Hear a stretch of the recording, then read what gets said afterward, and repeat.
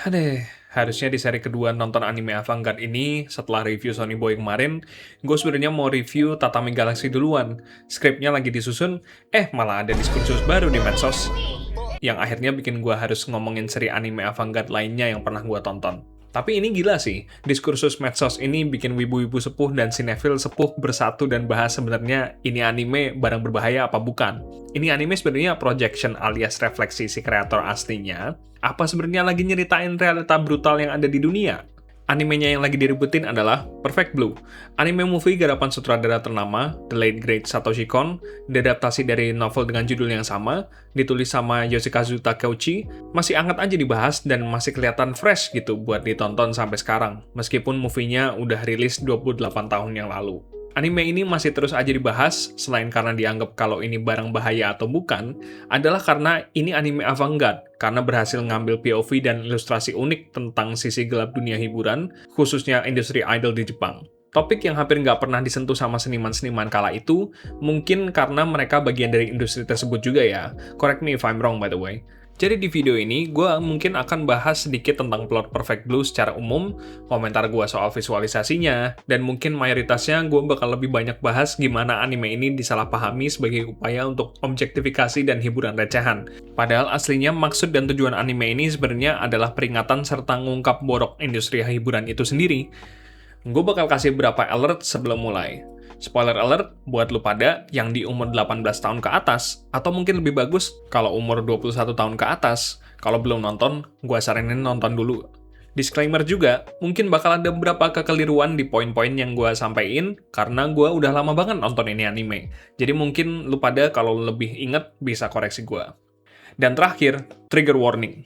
Mungkin berapa dari lu ada yang pernah ngalamin trauma karena kekerasan di tempat kerja, penganiayaan, pelecehan, dan kekerasan seksual, pernah punya masalah dengan orang yang melakukan penguntitan atau stalking in real life, atau punya kondisi mental seperti paranoia, mudah terkena panic attack, atau mungkin sedang dalam proses trauma relief dan menghindari kemungkinan relapse, gua saranin untuk nggak nonton animenya dan nggak nonton video ini, karena akan ada beberapa hal sensitif yang akan gua bahas di sini.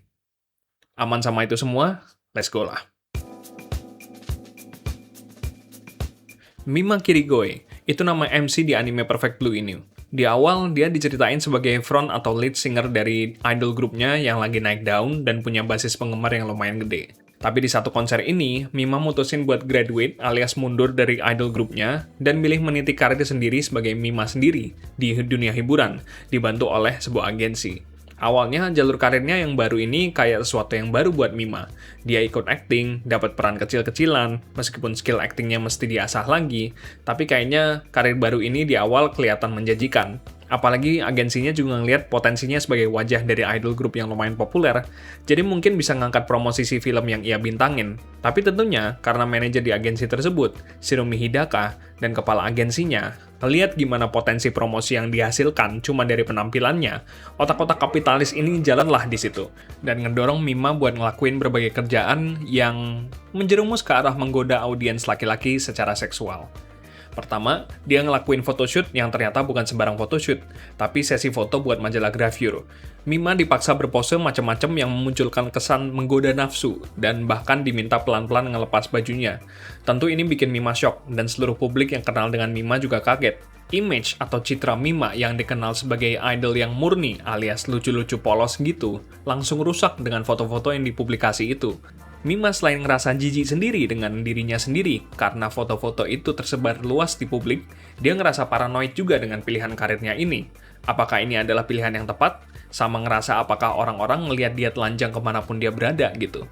Sayangnya, buat Mima, untuk survive di dunia itu, dia harus ngikut apapun kerjaan yang dikasih sama agensinya. Dia dapat job yang sekali lagi makin bikin dia berasa paranoid dan gak aman di industri hiburan.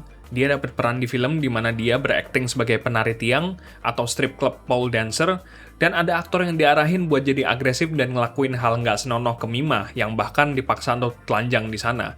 Seluruh pekerjaan yang dia dapetin sampai saat ini akhirnya makin bikin dia mempertanyakan diri sendiri, makin bikin dia ragu, makin paranoid dan panik, dan bahkan muncul psikosis yang munculin bayangannya dirinya yang lama. Dengan baju idolnya yang makin mempertanyakan pilihan karirnya Mima, kemampuan Mima, bahkan harga diri Mima sendiri. Paranoidnya ini makin nggak ketolong dengan adanya rasa dikuntit, di-stalking oleh seorang stalker yang ternyata sejak zaman Mima masih di idol group, dia udah sebegitu obses dengan Mima. Paranoid akan stalker ini sempat diremehin sama orang-orang terdekatnya dan bahkan oleh agensinya, hingga ke titik di mana nyawanya hampir terancam karena orang-orang yang nyoba melecehkan dia, atau pas kondisi mentalnya lagi hancur lebur. It's a terrifying psychological horror sih.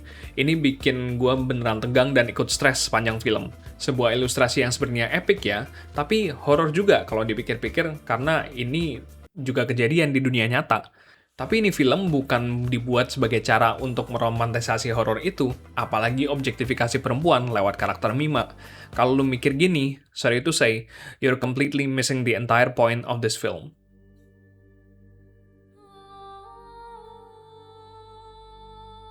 Agak remeh juga sih sebenarnya gue bikin penjelasan kayak gini, karena sebenarnya orang-orang bebas aja mau pahamnya sama film itu gimana. Tapi dengan nge-label film ini sebagai pemuas hasratnya Satoshi Kon, itu keliru banget buat gue. Tapi gue mau tekenin bahwa ini novel dan film dibuat dan ditujukan bukan buat semata-mata glorifikasi pelecehan dan kekerasan seksual terhadap perempuan, karena ya mungkin di adegannya sangat eksplisit gitu ya. Tapi justru sebagai peringatan kepada khalayak umum kalau industri hiburan tidak semenyenangkan apa yang kita bayangkan, bahkan berbahaya untuk perempuan dengan segala potensi kekerasan yang dapat mereka alami. Film ini tuh sebenarnya tujuannya sebagai expose, alias ngebongkar beberapa borok industri hiburan. Walaupun di awal mungkin nggak terlalu dikembangin soal sisi buruknya idol culture yang sangat mencoba untuk mengikuti selera pasar laki-laki gitu ya, atau disebut male gaze. Sehingga idol yang umumnya perempuan dilatih atau mungkin dipaksa ya buat punya image lucu dan polos yang akhirnya ngebentuk kesan bahwa perempuan-perempuan ini rentan, vulnerable, dan menguatkan hubungan parasosial. Makanya di film ini ada wujud si stalker dan website yang dedicated buat mengagumi Mima, yang bahkan sampai seremnya tahu di mana Mima berada dan niru plek-ketiplek kamarnya Mima kayak gimana. Padahal cuma Mima yang tinggal di situ. Perilaku obsesif ini karena industri idol maksa perempuan yang menjadi bagiannya seakan-akan sebagai pelayan para fanatik yang haus akan afeksi atau afirmasi. Pelaku industri, terutama agensi-agensi idol dan perusahaan sejenisnya, kayak melakukan kapitalisasi atas kesepian warga Jepang, bahkan mungkin warga dunia. Kapitalisasi ini yang akhirnya miara perilaku obsesif itu, yang melahirkan hubungan parasosial akibat hasil ngambil keuntungan di tengah economics of loneliness yang terjadi. Efeknya, hubungan parasosial yang nggak ketolong ini adalah kejadian beberapa kali idol-idol jadi makin rentan dalam bahaya di segala lini kehidupan mereka, mau itu in real life ataupun di online. Dari stalking online sampai stalking di kehidupan nyata, ancaman kekerasan fisik dari fans-fans yang obsesif, kalau idolnya nggak sesuai ekspektasi mereka terutama, bahkan ancaman kekerasan seksual, bahkan sampai ancaman nyawa mereka. Ini udah berkali-kali kejadian di Jepang, dan mungkin ada di belahan dunia lain juga. Kasus-kasus kayak stalkingnya Anna Matsuoka yang sampai dirinya harus dianiaya dan ngalamin KS. Kasus Mayu Tomita yang dimana Tomita sampai ditikam 61 kali oleh fansnya yang obsesif. Sampai yang terbaru yaitu Aoi Nagatsuki, seiyuu dari Saki Hanami di Gakuen Idol Master, juga ngalamin masalah karena ada foto pribadi yang tersebar gara-gara ulah stalker. Ini kasus-kasus yang baru kelihatan aja, belum kasus-kasus di balik layar yang juga terjadi dan belum tentu keangkat semua. Kalau di luar negeri, ada kasus-kasus macam Kesha, penyanyi yang pernah tenar gara-gara lagu TikTok, bukan yang medsos BTW, yang pernah kena pelecehan verbal dan seksual oleh produsernya sendiri, si Dr. Luke, yang itu semua terjadi di belakang layar pas Kesha lagi populer-populernya. Atau kasus KDRT dan pengintaian atau surveillance yang dialamin Mariah Carey dengan mantan suami sekaligus CEO Sony Music kala itu, Tommy Mottola, yang berujung album Mariah Carey sempat ditahan atau bahkan gak dapet promosinya yang sampai dia kehilangan cukup banyak duit. Dan seluruh kasus-kasus ini semua udah diingetin sama Perfect Blue ini, bahwa ada borok yang luar biasa mengotori industri hiburan ini, dan pelaku-pelaku industri di dalamnya harus berbenah. Mima ini representasi korban yang dimanipulasi dan dimainin oleh pelaku industri hiburan, dan mekanisme yang nyoba nyari untung dari orang-orang kesepian lewat ngejadiin perempuan sebagai objek. Bahwa dengan adegan-adegan Mima dilakuin seperti itu oleh karakter-karakter lain di situ adalah gambaran nyata yang diangkat Satoshi Kon. Kalau industri ini udah memakan banyak korban dan mayoritasnya adalah perempuan, yang bahayanya seperti itu, yang beberapa di antaranya juga ngalamin apa yang dialamin Mima, yang juga bahkan nggak punya jalan lain buat keluar dari industri itu.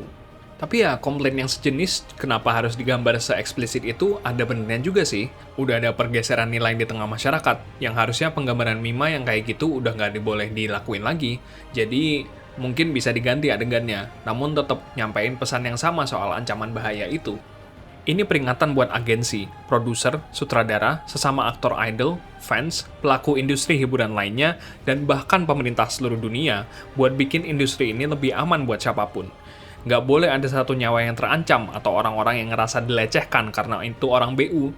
Jangan nunggu sampai korban harus ngumpulin segala kekuatan buat ngelawan balik. Kayak gimana Mima berhasil ngelawan Rumi di akhir film. Tapi ya Mima udah keburu banyak luka dan udah sakit mental lah. Jadi bahaya itu udah harus dimitigasi tuh dari awal. Sejak Mima mungkin mau daftar jadi idol. Ini juga sekali lagi peringatan buat para fans, termasuk gue juga, untuk menggemari orang-orang sewajarnya aja. Seluruh bentuk fanatisme dan obsesi berarti ngedukung pelaku-pelaku industri itu buat makin mengeksploitasi idola lu. Idola lu juga punya hidup masing-masing, let them be lah, mereka juga manusia.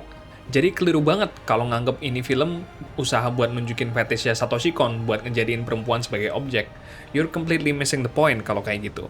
Justru ini buat ngebuka ancaman apa aja yang mengintai seorang seniman, terutama ketika seniman itu perempuan, ketika dia terjun ke dunia hiburan, dan seberapa nista sama kejamnya industri itu di balik layar. Padahal di depan mata kita, mereka bisa semenghibur itu. Ya itu sih sebenarnya review sekaligus kesalnya gue tentang Perfect Blue dan berbagai macam diskursus yang ada.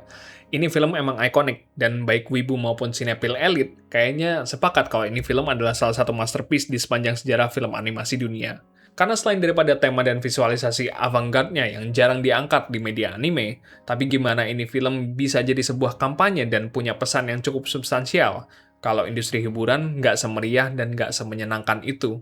Dan sekali lagi, Perfect Blue ini adalah sebuah bentuk peringatan, bukan hiburan recehan untuk memenuhi hasrat birahi tertentu. It's a warning, not for pleasure, out of 10. This has been Zimmer. See you when I see you.